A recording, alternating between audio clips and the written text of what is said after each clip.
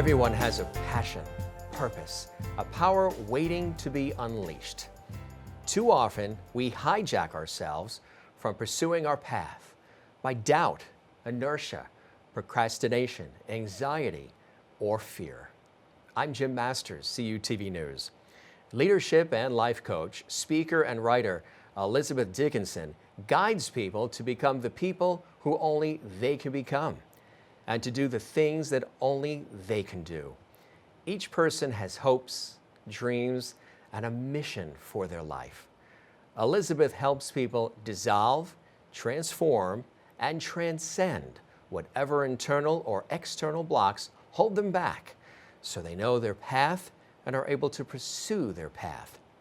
Happiness studies suggest all of us are happier when we can achieve some progress towards our goals regularly. Elizabeth knows that pursuing your path begins with a single step and then another step. Each successful step you take builds your self-confidence and capacity for happiness and fulfillment. When you pursue your path with passion, purpose, and power, you send out ripples that enable others to pursue their paths. Elizabeth Dickinson brings over 25 years of life and career experience to her coaching practice. She has received life coaching training at Adler Graduate Institute. She also has an MA in counseling psychology from Lesley University, Cambridge, Massachusetts, a Bachelor's of Education with Honors from the University of Cambridge in England. And she is also a former marketing and publicity board member of the Minnesota chapter of the International Coaching Federation. Elizabeth Dickinson joins me today in the CUTV News studios. Elizabeth, welcome to our show. Well, thank you so much, Jim. It's a pleasure to be here. That's an amazing background that you have. Obviously, you've really made this your life's work and your passion, and you've been pursuing this for a long time. But I wanted to ask, because I'm always fascinated by what people do, what their endeavors are, what their mission, what their calling is. Were there things in your own life that directed you to want to do the type of work that you do that empowers, motivates, and inspires others? Yes, that's a really interesting question. I could say it obviously started to some extent with my family.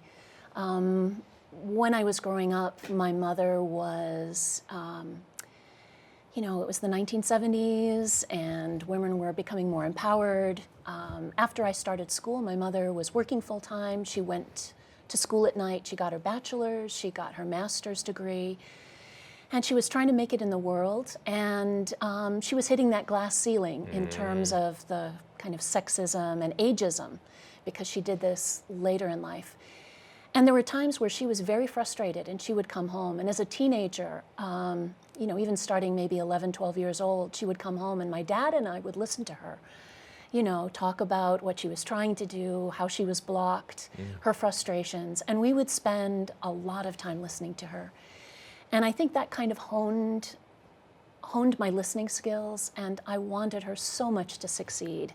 I really hero worshipped my mother. I really thought that she had some wonderful talents and that she needed to be recognized. And I could also see that she was sometimes her own worst enemy. But as a kid, you can't challenge that so much. Right. But you could support. And so that, plus I was always the kid that other kids came to tell their problems to. So you I was the good said, listener. right? I was always the good listener. Yeah. And then eventually, I had an acting career and I got my master's in counseling psychology. And I was a little bit, sometimes a little bit frustrated with how counseling worked, because counseling focuses so much on what I call mining as opposed to coaching, which is more about building. Yeah, let's break that down a little bit. If people hear counseling and they hear coaching, I would say that the average person would just assume it's all the same thing. Yes. Do they play off each other? Do they work with each other? Or is one completely separate from the other? One's a counselor, one's a coach. How's that work? In terms of the way the profession is performed, you need a specific set of skills to be a counselor and a specific set of skills to be a coach. That having been said, there is some kind of overlap. The main thing I would say that's the difference is that there's a couple of things. Counseling tends to focus on the past and the present, and coaching tends to focus on the present and the future. So, for instance, counseling is really about mining. It's kind of going in deep. It's looking at why you feel the way you feel. The why, right, and it's a why. really good vehicle for promoting understanding. Right. What I learned is that it's not always the best vehicle for actually getting people to take steps to move in their life. Action, results. It's much right. more, yeah. So coaching is much more action oriented. And ironically, what I found from being a coach is that when people start to take steps toward their dreams, their long-held desires, they start to feel better. So you get the benefits of counseling without actually necessarily going into all of the deep and heavy whys about, why they feel certain ways. So I would say also coaching is for what we would call the worried well. You're not necessarily going to go to a coach if you're suffering from a really serious psychiatric illness. Right. It might be a part of it, but it's never going to be your whole treatment. So I would say that coaching is more for what I'd call the worried well. People that, something's kind of off in their life, they're off track, but they don't have a serious psychiatric illness. What would be some examples of things that that you work with have gone through, or maybe people you're working with now that are going through, Yes. that all of us go through in our lives, that somebody as an experienced life coach like yourself Right. can work with and help? There's an awful lot of people come to me for career direction. Right now I am working with a woman who ran a successful nonprofit, and the board has decided to close it. And she has to decide going forward, am I going to go forward as a consultant, or am I going to look for a job within another nonprofit? Right. And at the same time, she's going through a divorce of long-standing 30-year marriage. She's got kids in college. She has to make all of these life-changing decisions about, do I stay in the house? And what she has found is that everything, and something that people find through coaching, is that everything is kind of wrapped up in the other thing. I mean, you can focus on one thing, but you soon find that it has tendrils going into other areas of your life. Right. And sometimes just by focusing on one area, all of the other areas get better. One of the questions I often ask people is, which of all of the life areas, if you focused on it, would make the most difference in raising your satisfaction in all areas of your life? And that really helps people focus in on what they need to prioritize. And do they usually know, or do you have to draw that out of them? Is that a very, a big question, an anonymous question, where they're just really like, oh, I don't know. Oh, I've never been asked that before. Well, in my intake with people, I look at every area of their life. And so we'll look at, there's something that coaches often use called the wheel of life, which is 8 different sectors, which has to do with your spirituality, your home environment, your career, your relationships, everything. And you rate your level of satisfaction in each of those areas. And so I take people through a process where, it's not the first question I ask them, because of course people that would take you aback a little bit. It makes it ominous, yeah. It makes it ominous. So we work into that question. But people are amazingly clear when you just ask them straight out. And if they say, well, I'd say it's a tie between these 2 areas, I just say, well, then let's look at both of them. Both of them. It doesn't have to be either or. It absolutely doesn't. You don't have to. It doesn't. No. That's incredible. Yeah. So you're learning from all of them as well as you're working with them. Always. That's incredible. My basic philosophy is, you as my client know more about your life and what makes you happy than anyone else on earth. And I'm going to get to know you as best and as deep as I can, but I'm relying on you to be honest with me. Be a participant. Yes, and I'm going to trust your answers. And my trusting your answers is going to help you build self-trust in your ability to make it through these situations and to find the wisdom, your own inner wisdom that will guide you in life. And it affects every aspect of your life, on a daily basis, right? Absolutely, absolutely. And sometimes the smallest things that people change, I'm always surprised sometimes by what people will say to me. There was a gentleman I coached who was a lawyer, and he wanted to write. He wanted to write fiction. And one of the things that he came up with, I said, well, what would make the biggest difference for you in being able to really commit to writing? And it came down to creating a space in his house. He had 2 little kids, he had a wife, So he didn't have a space, and he created a space in his basement. I think it was between the washer and dryer. He put a board and he created a place where he could write. That was his, right? That was his thing. We all need a space, don't we? We all have do. to have our own. We do. Yeah, we we do. all Virginia Woolf wrote that whole thing about a room of one's own, That's right. and that was really important for That's people true. who wanted to learn to write. Yeah. Now, you mentioned a lot of people come to you for their careers and Yes. for business.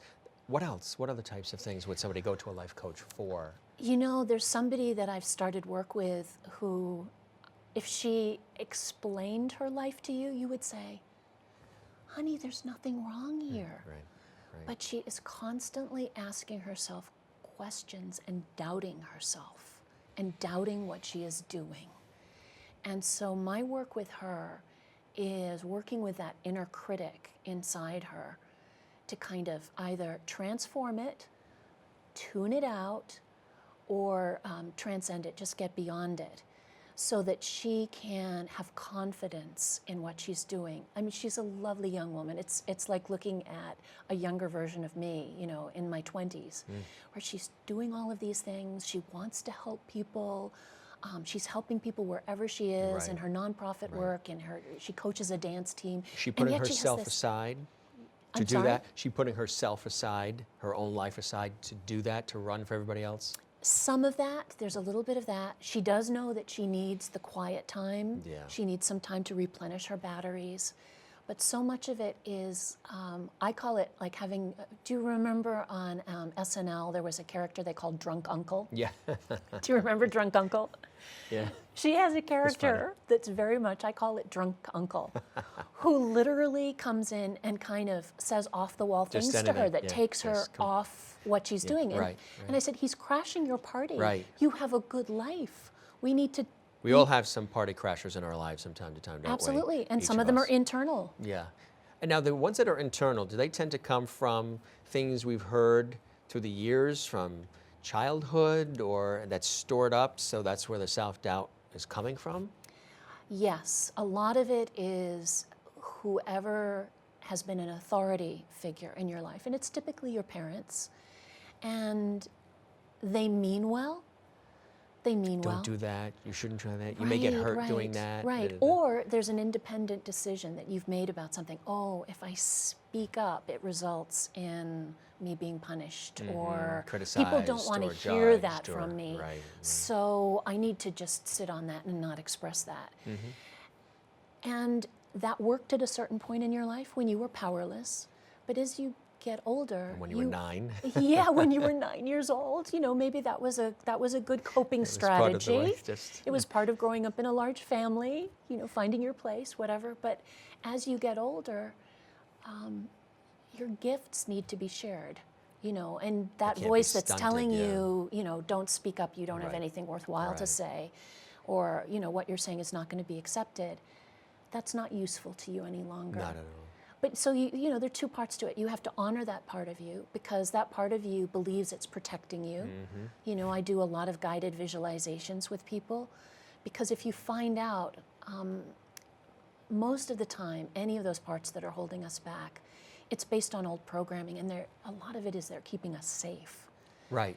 And you don't need to be kept Right. safe in that way any longer. And so we work with those parts, and we say, thank you for doing that for me. Thank you, that was so useful. That kept me safe when I was 9 years old. Now that I'm 29 or 39 or 49, not so I know, useful. cross at the green, not in between. Yeah. I've learned that. Yeah. And, how can you keep me safe, but in a different way? I've got this new vision for myself. Yeah. You have a wonderful website, pursueyourpath.com, Yes. which is really part of your whole mission. What would you say is the meaning and the philosophy behind pursue your path? I mean, everything you're saying thus far really is pointing in that direction of when you were 9, this is what was told to you, when you've lived through this, when you've gone through this. But it really is about each of us pursuing our own paths. But sometimes we need the guidance. We need to be heard. Somebody Right. needs to listen Right. and sort of maybe redirect us so we can really be authentic about pursuing our path, right? Yes. And not pursue Yes. somebody else's path. Our society Exactly. seems to be embracing pursuing other people's lives. Do what they're doing, wear this, drive this car. But Yes. might not be authentic to you. No, no. I mean, there are basically two kinds of clients. You know, some who know their path or know what they want to do and they're stuck, you know, and so there's one way of dealing with them. And then there are people that just are not sure of what their path is. Because they're afraid to make the wrong decision? Sometimes it's they're afraid to make the wrong decision. Sometimes they don't trust that what their heart is telling them is possible. And right for them, right? Exactly. They just don't, there's a, you know, and so you have to build up the trust and just start taking steps towards it. And I provide the safe space that helps people identify their steps. And I just believe that everyone has a unique path. And I always say it's a needed path. Mm-hmm. There's something, you were born for a reason. You came in and you chose certain gifts or you were given certain gifts. None of those are meant to be wasted. They are meant to be expressed. The definition That's of fulfillment true. Right. is the free expression of your abilities, your loves, your passions, your desires. That's what fulfillment is. You know, it's not meant to be a mystery. You know, you're given these gifts Or and a they're bumper clues. sticker, right? Or a Yeah. T-shirt. It's supposed to be something that you should be able to You should be able to share with the live. world. Yeah, You right. know, and it's so important. And I really believe at a very deep spiritual level that for every person that gets on their path and is on their path to fulfillment, it makes it possible for other people in your life, just by your example, Right. and also by the ripples that you send out that right. start affecting people, because you're doing what gives you joy, that gives implicit permission to other people to do what brings them joy. It becomes contagious and infectious if they see It that you're does. fulfilled, you're contented, you're happy, you're joyful. Absolutely. That is addictive. People are drawn Absolutely. to that. It's like a law of attraction, right? It is. It is. You know people that when they walk in the room, they have a little sparkle in their eye. Makes everybody else feel good. Yeah, they have a little lift in their step. You do that when you walk in a room. You Makes know, everybody feel good, It makes right. everyone feel good. And it's because you're on your path. Right, exactly. Yeah. But sometimes I guess you have to really, you're not sure what your path is until you Yes. chat with somebody like you. Yes. And you help them break it down and figure out Yes. what your path is. And Yes. I'm sure there's probably a lot of revelations as well where somebody thought that this was their path, but it really Yes. wasn't. Or maybe they weren't going Yes. about it in the way that is Or going it to wa- bring them there. Or it was their path at one time and it no Right. longer is. Right. You know, there's more than one path in life, It even doesn't- for right. one individual Right. person, because your values, some of your values do change. Right. You know, you want a different lifestyle, you know, in your 50s than you do in your 20s. Right. And you need to honor that. You need to honor things that change in your life. It's The all basic part of the values whole- never change. Right. But the way they're expressed might need to change. And it's exciting, isn't it? To It is exciting. be able to live through that, to be able to actually embrace new things and Absolutely. change. And because a lot of people have trouble embracing change. Well, change, fearful. Change is scary because right. it means The unknown. it's letting go of what worked in the past and saying, okay, I need to let some of that go in order to take something new or to create space for something new to arrive. Right. And that can be, you know, it doesn't have to be. And I can honestly say that coaching, part of my motivation, you know, I've recorded guided relaxations. I want people, when they're doing the fearful thing, to feel supported, to feel less stressed. And so a really big part of my practice is helping people do it with the least possible amount of stress. You know, there's a certain That's amount of stress you wonderful. might not be able to get away from, you know, because The new is always a little scary, but there's a way that you can build up confidence so that it's not as scary, or at least not so scary that you just don't do it because you're petrified. Speaking of which leads me to my next question as far as building or maybe even bringing back or restoring one's confidence. Yes. You already, when they come to see you or when you speak on the phone, the different methods, you already have this feeling inside that we're basically capable of achieving almost anything, right? Yes, I think so. I think if it is in line with your values and your strengths, and you That's really, important, yeah, and some of the work I do with people is helping them get clear about their personal values, which are as individual as a fingerprint. They really are. People might have the same values, but they're in different combinations. And values are not like these big things like world peace. Right. I mean, right, I don't right. think I've ever had a client who's come in and said world peace is my personal value. I mean, they might want that for the That's world. the overall. Right, right. But I know we talked earlier, Yeah. and you clearly have a value of connection. Wherever you do, you want to bring people in, you want to connect them, you want to know about them. That is a core value for you. And I can honestly say that there are clients who are more introvert. That is not a value for them, and they want to connect, but they want to connect in very small groups. They don't want to be in public that much. So that is, in the way it melds with your other qualities, that is unique to you. I do have other people that have connection as and I can think of somebody who I coached, and she was very down because, she thought she'd gotten to this certain age in life and she hadn't achieved anything, and, she hadn't achieved what some of her peers had done, have the big fancy job. And then the more you talked with her, I said, well, what do you worry about? And on a daily basis, she was worried that she wasn't supporting her friends enough. She talked about all the friends, and she said, I really need to spend at least an hour and a half with her a week because she's going through a hard time. She was someone else who had the connection value like you do. It just manifested differently. And I just said, oh, my dear, do you understand that you've got this external idea of what success looks like? And for you, you're telling me that success for you is being in contact with your friends and making sure you're supportive. You need to know that when you express those values, you are being successful in your life. And it's not that we can't work on the external achievements, but you need to know that you keep coming back to that. And so you are successful when you're expressing that value. Cool stuff. Isn't this cool stuff?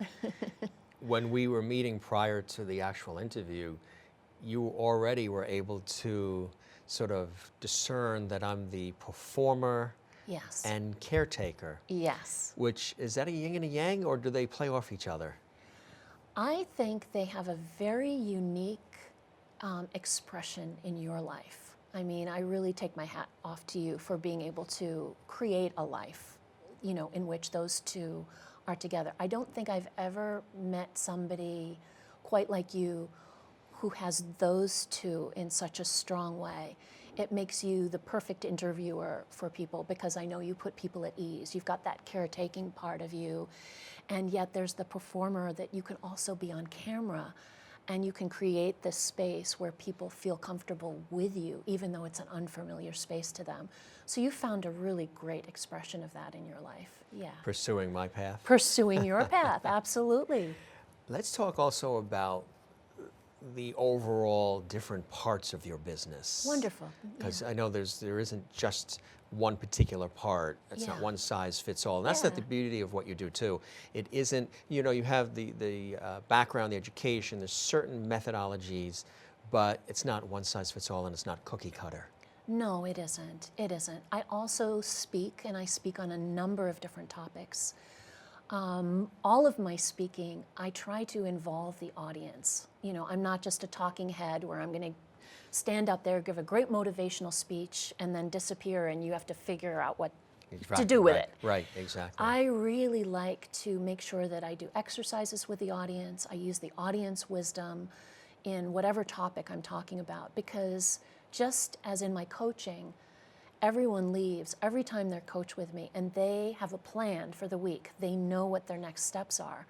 I want everyone, even in a large group, to come up with a step that can bring them closer to their goal around whatever I'm speaking about. And I speak about authentic living, authentic leading, how to be a leader in your own life at whatever level. You really need to be authentically yourself and have your life in some kind of life-work balance. That's so important. I also speak about relaxation, a talk I give called From Stress to Success, which is helping people identify the things that they can do to reduce stress in their life. And I bring in some of the Mayo research on what, the top 10 ways of reducing stress. And I don't tell people those to start with, and I have them do a little bit of work with a partner in the audience. And then they come back, and most fabulous. Audiences are so smart. Yeah. Someone in the audience will come up with everything that is on the Mayo list for reducing stress. People are smart about this. You just have to draw it out of them. That's what I love about what you do and the way you do it. You're so supportive, and just from chatting with you and doing the research and our pre-production meeting, you're so encouraging, supportive, and you are such a great cheerleader, and you already believe in them. I do. A lot of times you can come across somebody that's coaching you or training you or showing you where they don't have that feeling that you're going to be able to make it necessarily. You automatically give them that confidence, that feeling of support and comfort that allows them to be able to open up and to be able to respond in such a positive way to what you're trying to show them and teach them. I think it's essential. That's kudos to you. I well, think it's thank part you. of That's you. very kind of you. That's part of not just the book training, but that's you. That's your inner core. That's who you are. Yes, I think it is. I've always been that way. But there's some wonderful neuroscience out there that is starting to support what I do naturally and what coaches are trained to do. Case Western University did a study, and they attached, electrodes, EKGs, to coachees, clients, and then they had them sit with coaches. And coaches who adopted a positive attitude, believed in a positive future, and most importantly, did not give answers, so did not lapse into advice giving to the people. They found that if they were able to be non-judgmental, visualize a positive future, not give answers, that the clients' learning and behavioral change areas in the brain lit up, which meant that they were engaged. And that if the coach was judgmental, didn't believe in a positive future, gave them answers, those areas of the brain did not light up. It just shut down almost. Right. So your attitude matters so much towards the client. And I have not had a client who has not been able to make progress. All of my clients make progress, and they're much happier as a result. So you do these fabulous workshops. Let's talk a little bit more about these incredible workshops. Yeah. What are they really like? I mean, they sound exciting. Oh, well, thank you. And what I love about it too is you get so much out of this. I do. You're a giver too. I do. You're a performer, a caretaker. Yeah. I do have a little bit of that. Yeah. You're so excited and you're so juiced and so zestful about all of this. Yeah. That's a wonderful place for people to be. Yes. And I think it's really, really cool and exceptional. So you have these workshops. They must be unreal, life-changing. Well, I certainly love doing them, and I get really nice feedback from people about it. I love the group energy because I do believe that there is wisdom that comes from the group, and I really want, not make me the high and mighty expert. Yes, I have some expertise, but it goes back to believing that each person has the answers inside of them, and that you can draw that out even in a group. And it's really fun, if I get a big one of those big Post-it boards, and I start writing down some of what people come up with. And I'd say, well, there's a lot of wisdom coalescing around these ideas. More than one of you have said that. So that's clearly resonating with the group. And by the end of it, I have everyone make a commitment and to write down a commitment. And if they are willing to write down the commitment and share it with me on their business card or whatever, I will check in with them in a month or so and say, hey, did you do what you committed to? Or I will have them pair up with someone and I'll make sure they exchange contact information. That's a great idea. Because accountability is a really important thing in coaching. You want to create things that will help people be accountable. And there's all kinds of studies that if people make a public declaration, if people write down what they're committing to, they're 30% more likely to actually fulfill it. And that's important. You want to create all of those structures that will support people's success in doing what they say they want to do. So that's important. Yeah, yeah. It really Structure is really important, and you have it down on paper. You can refer to it. Absolutely. You can look back. What is the takeaway? And I'm sure it's different for each person, but what's generally some of the takeaways that people have from these workshops with you? I think the authentic living, authentic leading, people have a much better sense that who they are at a very deep level is the foundation for their whole life, or it should be the foundation. You know, again, not performing someone else's script for your life. That's really important. For the stress one, I would say it's giving people confidence that they can trust the things that they enjoy, doing what they enjoy, and making time for what they enjoy is an automatic stress reducer.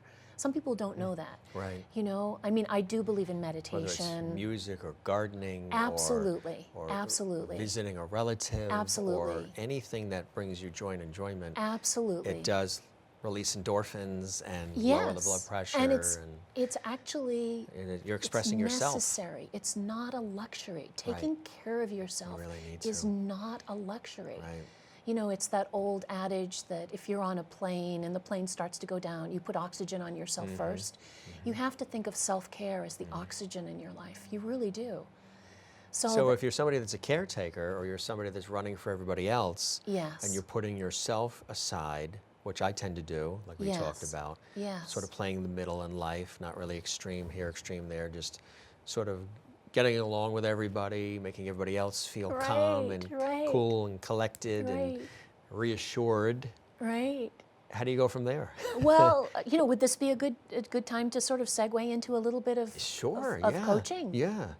All I also right. hate goodbyes too. I know. We talked about that. I'm not good with endings and goodbyes. See you later, but never goodbye. Yeah. Well, would you like to be coached? Sure, that sounds great. Right on the spot here. Right on the spot, viewers. You'll see him on the spot. This is the authentic, real deal here. This is the authentic, real deal. Sure, yeah.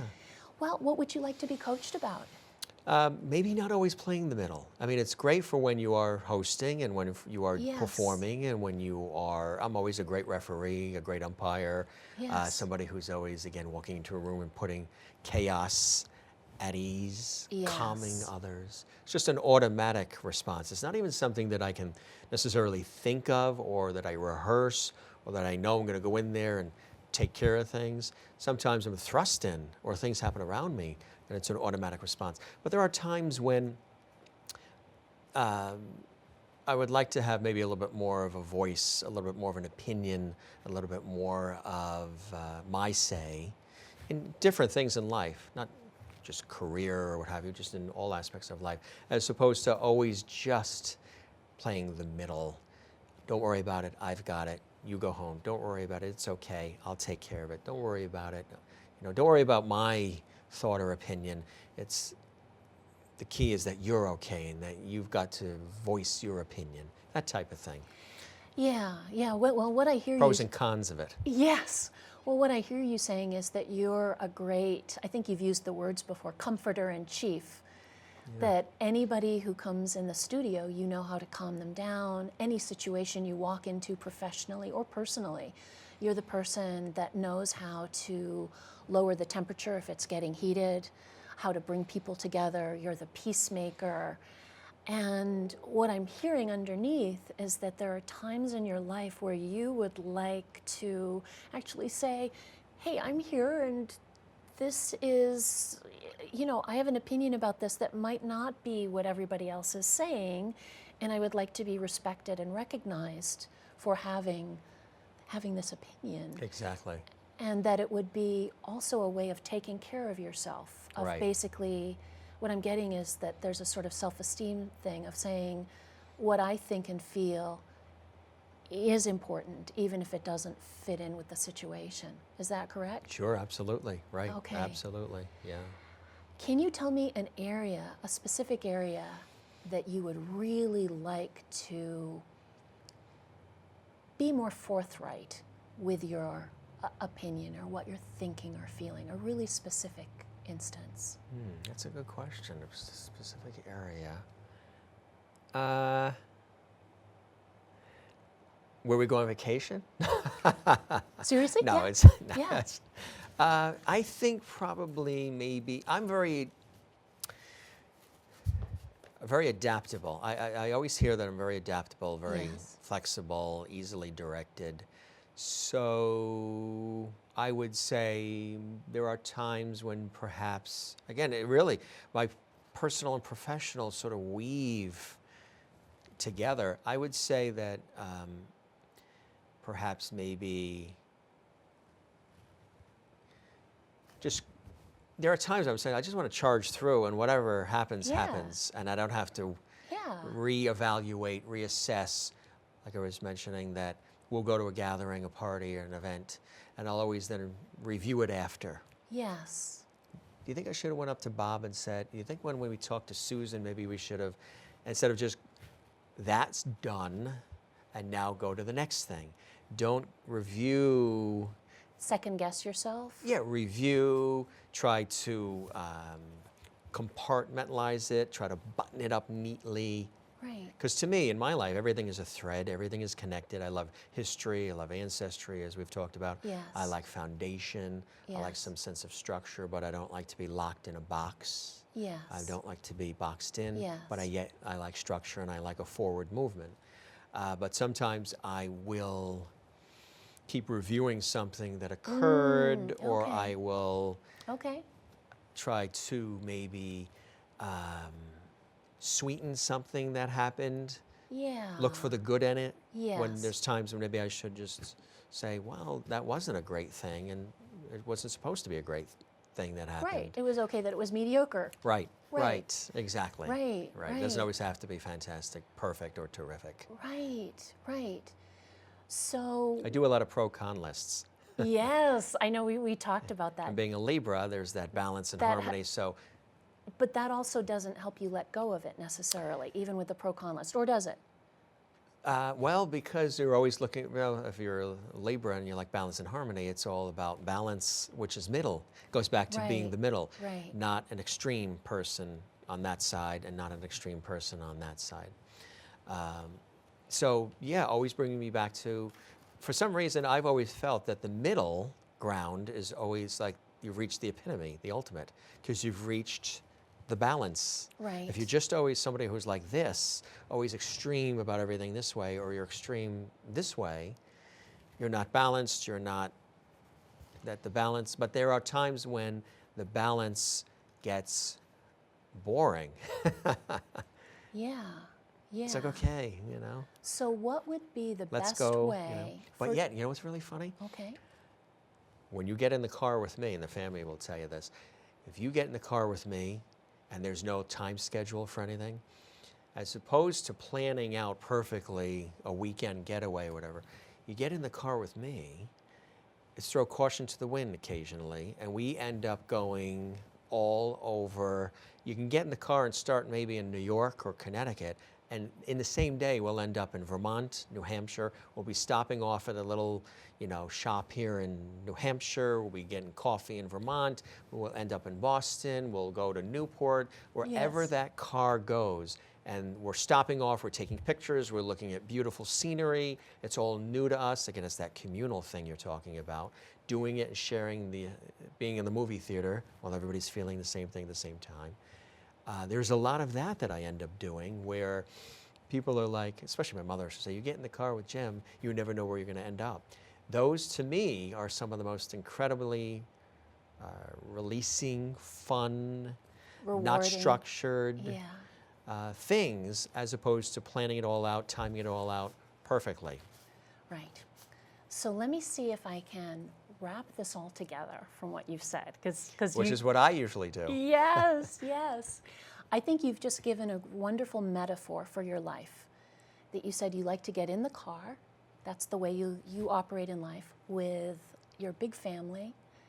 And you love to go to lots of different places and have it spontaneous, not planned. At the same time, there's a part of you that you said earlier, when you've had an experience, you kind of like to have it structured, but you also want to integrate some honesty about things that were not necessarily the most fantastic that they could have been. That's what I'm hearing, is that you want to keep the level of balance that you've got because that's where your comfort zone is, but you don't want it to be boring. And you also want some honesty about assessing what has happened. So how can you go forward in life honoring your need for balance, honoring your need to be spontaneous, and your need for a certain amount of structure without having to label everything fantastic and wonderful so that you can have an opinion about it. You can have your own opinion and be forthright about it. That's what I see, and that's a multi-pronged challenge. What is one thing you can do to make sure that all of that happens for you in your experiences? Lighten up on yourself. Lighten up on yourself. Okay. And how can you do that? Do I get a gold star for that? You do. You get a gold star. And what would be the best way? How will you know that you're lightening yourself up? What do you need to say to yourself? What do you need to do? Not reviewing so much is probably one thing. Not reviewing yourself. Constantly reviewing it, and that's probably one thing. So what do you need to do to stop yourself, to lighten up and to stop yourself from constantly reviewing? Probably get involved in something else next, quicker, because there's no time to review. Okay, so that works for you. Go on to the next thing. That's your travel metaphor. Okay, this Easier said than done. Easier said than done. So what is one step you can take towards doing that? Is there an event coming up where, you know, you'd be likely to go into that overly review and you need to lighten up about it? Where can you do this in your life? Family's coming to visit in the fall. Okay, family's and coming. staying for a couple of months. Wow. Coming up from Florida. Wow. Yeah. Staying with you? They're staying with us at the house. Yeah. Wow. Yeah. Okay. All right. So there'll be a lot of fun things we'll be doing, but you know. So how are you going to stop yourself from overly reviewing each thing? Or trying to make the perfect visit for them. Or trying to make the perfect visit for them. Absolutely. You're not responsible for their experiences. Not. What would you suggest? Oh, and I said, well, I want to ask you. I can, you know, I can come up with some ideas, but I would like to hear from you. It's interesting because I'm good with giving the answers for others. Like being their guide. Here's what I think you should do. Let me help you with this. But when you're looking at yourself and saying, when somebody's asking you, what do you think it is that you need to do yourself? Then you're like, I don't know. I'm used to always guiding everybody else. So I've not taken the time to know what to do. So if you go inside right now, what bubbles up for you? As far as being able to not feel responsible. You mean give people a good for time, everybody but else's not constantly review it and worry about it. I get that there's like this little anxiety voice, this little worry voice. Did I do well enough? You know, did I give them a good enough time? Sure. Yeah. Absolutely. Yeah. How can you turn that voice down? By saying, probably, I did my best. I did my best. I did my best. I did everything I could. I did everything I could. But yet without slighting myself to make sure that everything was taken care of and the best was done. Okay, so I'm hearing a little mantra. And either that best will be fully appreciated or it might not be. Right. But if it isn't, That's their problem. Exactly, exactly. It doesn't sound harsh to say that's their problem? Or you need to say that once in a while? Well, it might be that's their choice, Yeah. which is different than a problem. Good way to say it. That's their choice. Right. And I'm not responsible for how they react to it. I'm Exactly. doing the best that I can. Yeah. Exactly. So you've got a mantra now. I did the best I could. Mm-hmm. And what was the other thing you said? I did the best I could. And lighten up on yourself. Lighten up on yourself. Those are two. How can you keep those two thoughts forward in your mind as because this is like a little mantra for you, something that you can repeat to yourself to kind of stop the constant review? That's a great question. What do you do? Would you like a suggestion? Yeah, Okay. that would be great. One of the things I often do with my clients is when they come up with a little phrase that's going to make a difference for them, it's personalized to them, I say it's a good idea to write it down somewhere and put it where you can see it. Right, right. Or you have something that symbolizes it if you don't want to have it down in words.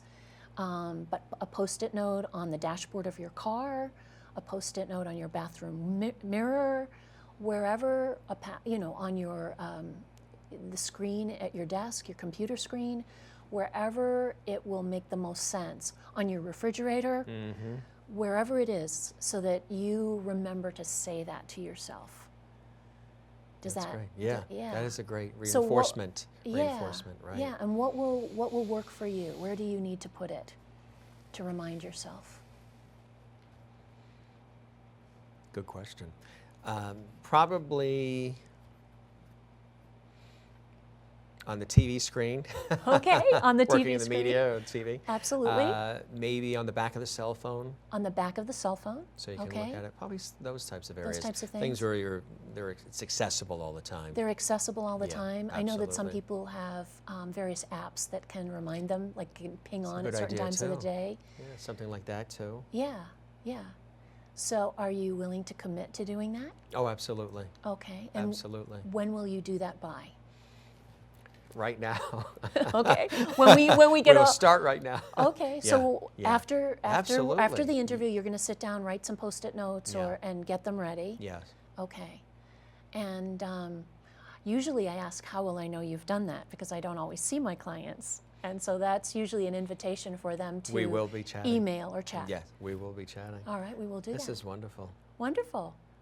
So let me ask you now, what was most valuable about what we just did? The interviewer is being interviewed. I like this. This is Yes. a little Well, I role asked the- reversal. This is great. That's right.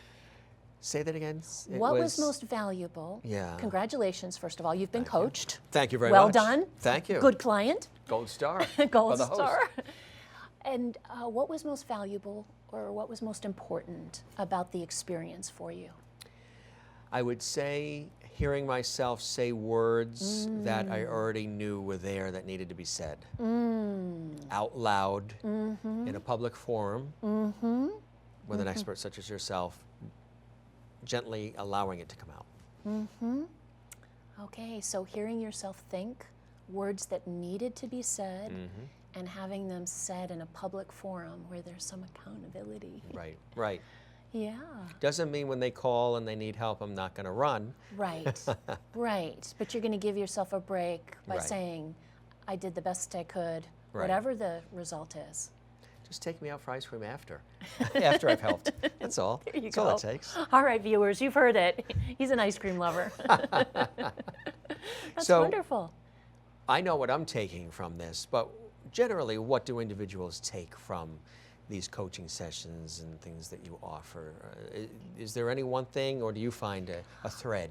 I think there's a thread, there's always a thread, because I do speaking on leadership using active listening. And a lot of what I did with you was active listening. I reflected back some of what you said.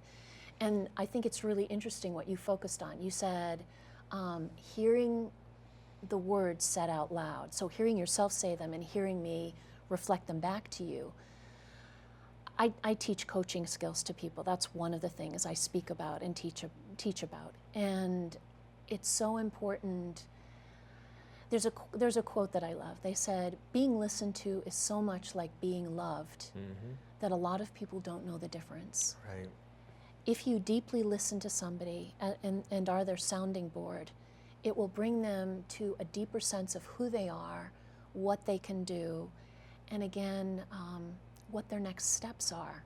Because doing that, it starts to go around in the head, and it doesn't get locked in the head, where we all get locked into, these repetitive thoughts and we're not out of them. It's now out there, and they can do something about it. That's an important piece. I hear that a lot. Just hearing myself think was a really important piece. I think going away with something physical that you can do about it, it's, again, not just in your head. I'm not just going to be saying to myself, I did the best I could. I'm going to have little reminders So like those about Post-it notes. That's a really important thing. And I would say everyone just comes away with what their next steps are and this sense of confidence, deeper confidence in themselves that they now know how to handle it. And they know they're going to come back and report to me how it worked. Right. And you know what?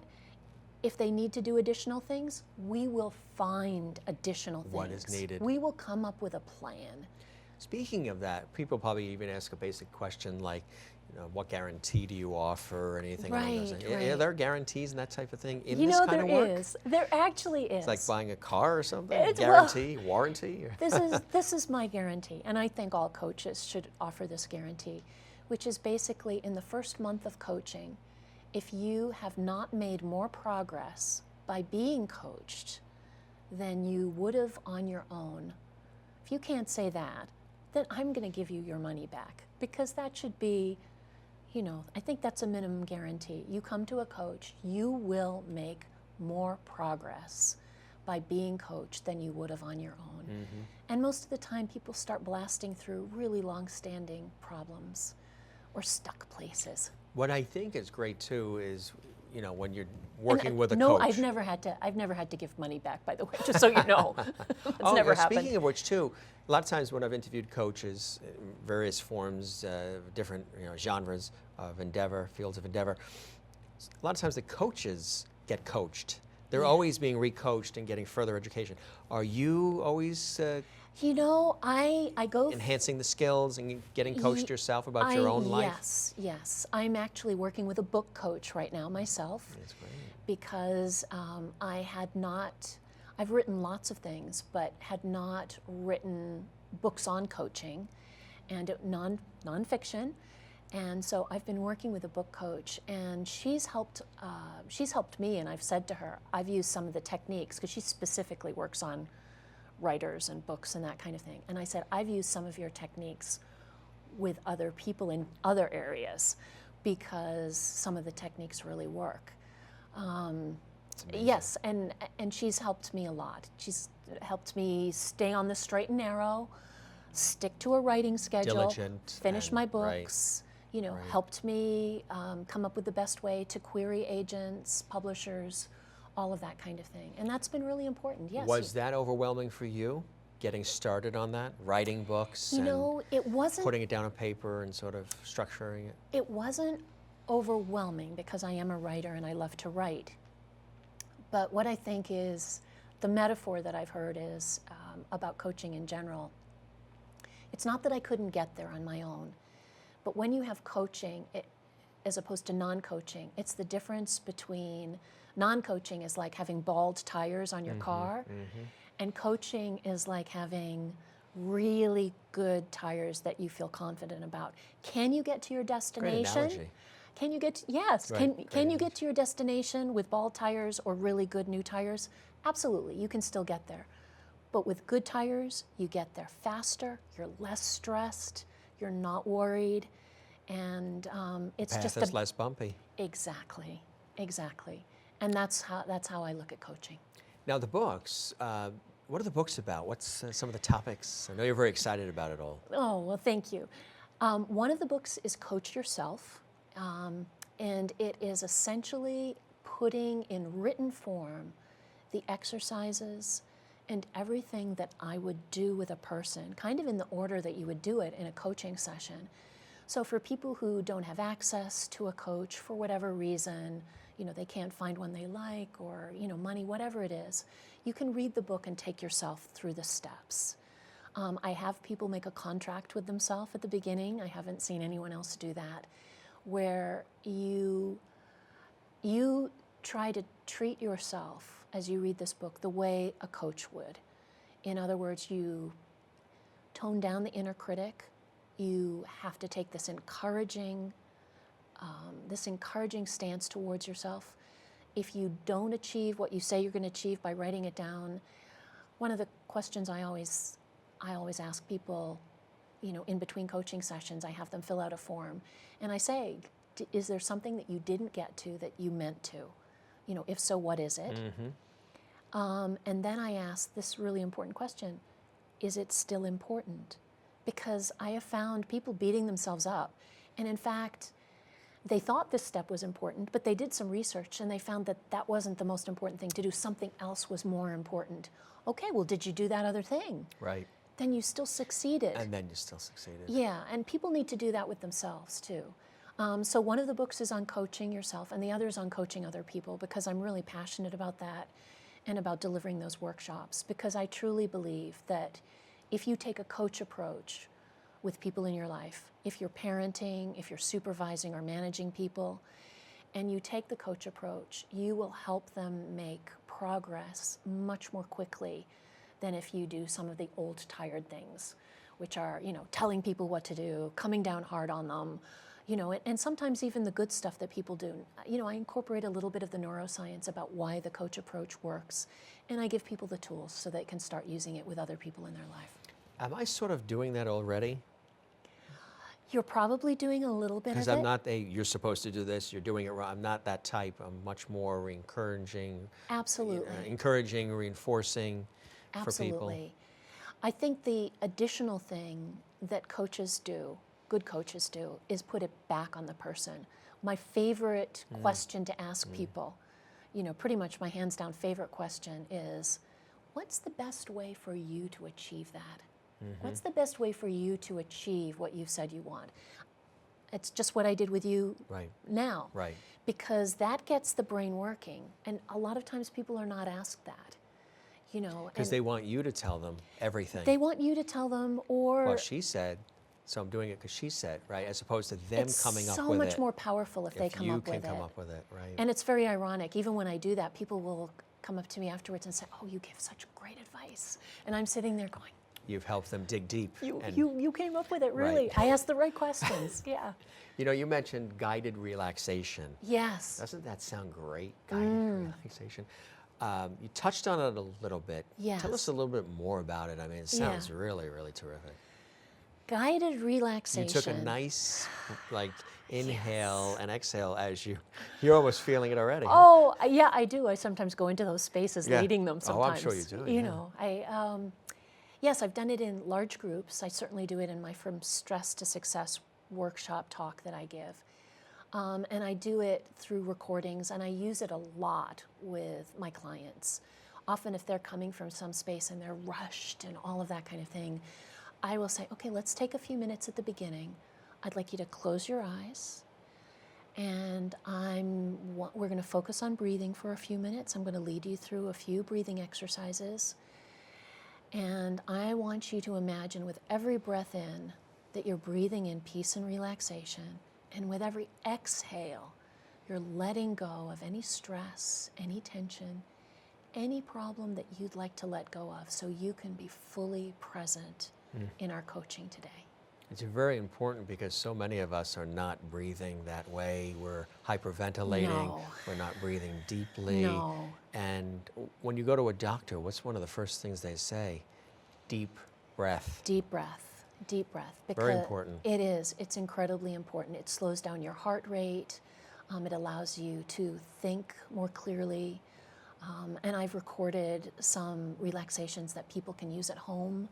I have a short one that I give out, of 5 minutes that I know some of my clients keep on their desk, and so they can put on the headphones. When things are getting a little crazy, you can put that on. Put the busy sign on their door. Yeah, and say, I'll be with you and hold all calls in 10 minutes. Just exactly. Yeah, that's really important. And then I have longer ones, which I think of sort of like the equivalent of a deep tissue massage for your mind. Yeah. Doesn't that sound good? Now, public speaking too, speaking engagements are very important, and getting out there, which I know you already do, but you're going to be doing more of those too. I am. That's a big part of your Yeah, your business. CUTV, they have someone that I'm working with, and he is going to be going around the country, sharing my press kit with people, talking about the things that I talk about, and if there are groups or organizations out there who are looking for a speaker who's like me, who does the kind of things that I do, absolutely. I'd love to be in touch. What are the best ways that people can reach you? I know the website, pursueyourpath.com. Absolutely. Well, I'd love to encourage any of the viewers today to go to my website and to sign up for my weekly blog newsletter. On Tuesdays, I send out a short missive that has personal and professional tips for better living. It's kind of a thought for the week. And it's a really great way for people to kind of keep in touch, get used to what my voice is, what I care about, what I talk about. And wherever I will be appearing, I sometimes put there at the bottom if people want to come and see me. So it's all of that. updated, interactive, you're really, Yes. that's terrific. Yes. That's yes. fantastic. Yeah. So that's a new exciting things happening all the time too, right? Absolutely. Absolutely. Isn't it amazing? So pursueyourpath.com is the website that they Yes, need to it go is. to. Yes. There's a second one too. There's giveupstressforlife.com. Is that a Yes, secondary? That's a secondary one. That is one that I developed that people, when they sign up there, about every 3 days for about a week, they will kind of get an exercise, something to think about to reduce the stress. And at the end, they will get sent a little 5-minute meditation that they can just download into their computer. No, I like that. That's cool. Yeah, That's yeah. fantastic. Well, Elizabeth, this was really rewarding. This was amazing. Thanks for the on-the-spot coaching. Oh, here on you're so CUTV welcome. It Knows, was a too. pleasure. I've got a little homework. Yes, you do. I'm going to Post-it check up notes. on You're going to you. have to run to the store and get some Post-it notes quickly. But it's terrific, and I appreciate your sharing all of this, not only with me, but with our CUTV News Yes, audience yes. as well. And I really encourage folks to connect with Elizabeth because she's amazing. And just for my own personal, your voice is so soothing too. It's just so, it's a pleasant sound Yes. that I'm sure that having that advantage just really calms people to begin with. You probably hear that all the time. I do. I did voiceover in the Yeah. past, and It's like together we both have these sort of right, these sort of mellifluous voices that sort of we that are calm calming. people. They're calming. It's like- Yeah. well, thanks for everything, Elizabeth. Thank you so much. I really You're a appreciate joy. it. Continued success too. Thank we'll you. keep in touch. Let's keep but in touch. continued success because the work that you're doing is so reinforcing, empowering. It's changing lives, and like we said, when somebody's life has changed for the better, they're able to then share that with others because when they're Yes. experiencing Yes. their authentic self, pursuing their path, and when they're really having an opportunity to live their own authentic self, their own true joy, there's really nothing better than that. you There know? really isn't. It's just, And life is not meant to be this unrelenting struggle. right, exactly. Or something that's scripted for television that's supposed to be perfect. Right. Like the Donna Reed show Right, or other wonderful right, things, you know. right. And live your life, not what a celebrity or somebody else is doing either, because we're very Absolutely. caught up in that. Absolutely. Our special guest on CUTV News, Elizabeth Dickinson. We encourage you to go to her website, pursueyourpath.com. For everybody at CUTV News, thank you for joining us. I'm Jim Masters.